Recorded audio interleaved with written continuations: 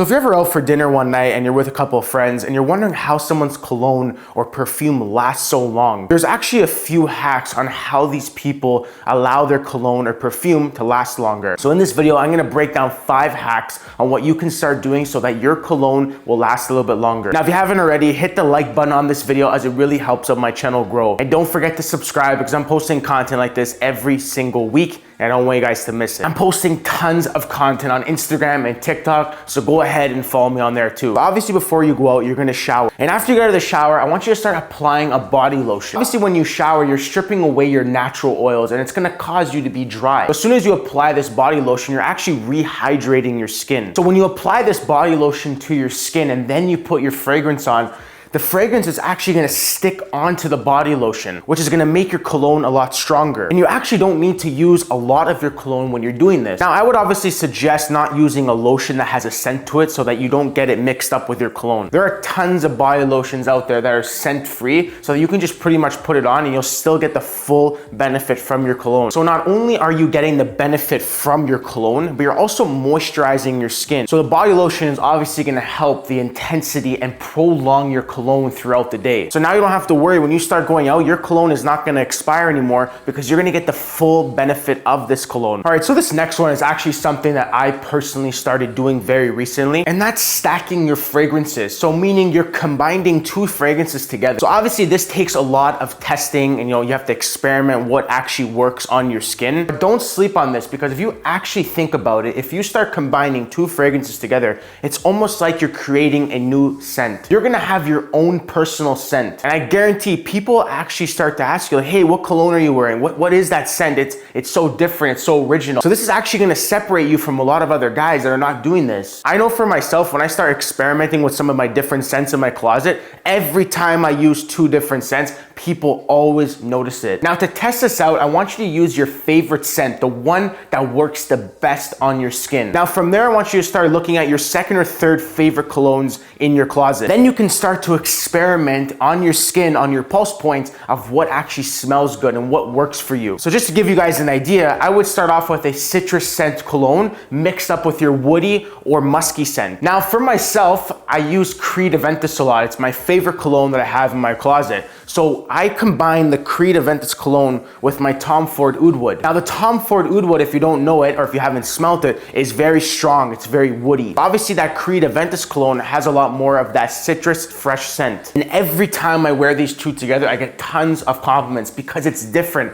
it's original. Another bonus to actually stacking your fragrances is that you're actually changing it up. It's almost like you're getting a new cologne. So obviously you're gonna be saving money because you're not gonna be thinking about, oh, you know what, I need a new cologne this month, or I need a new cologne right now. This is obviously gonna save you time and money because you're gonna be experimenting with the colognes you already have. Now, where do you actually apply your cologne? This is very important because you want to apply your cologne to the heat zone areas on your body. Obviously, this includes behind your ears, your chest, your wrist, and your neck. Now, it is very important when you are applying this cologne that you do it with a grain of salt. And by this, I mean you don't need to overwhelm yourself and start spraying it 50 times. Because you are placing it in the proper areas on your body, this will actually intensify the cologne a lot more. And this will go a long way. So obviously, I would start spraying it around your collarbone area and your chest area, as this is the closest area to your nose, so it will help you smell it. So the next area you want to apply it to is your wrist area. But very important, when you do spray it on your wrist, you don't actually rub your hands together. You just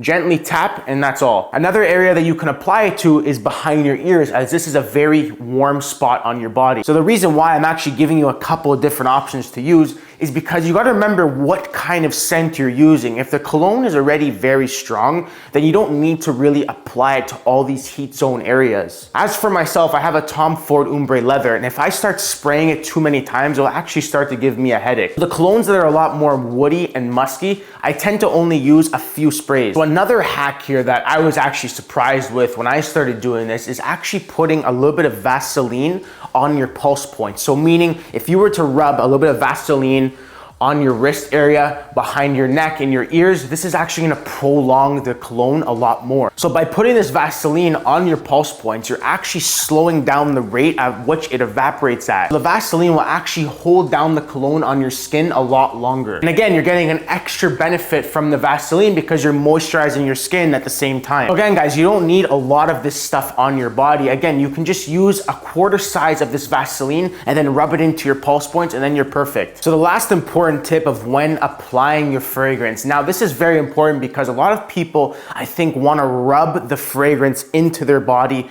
into their pulse points.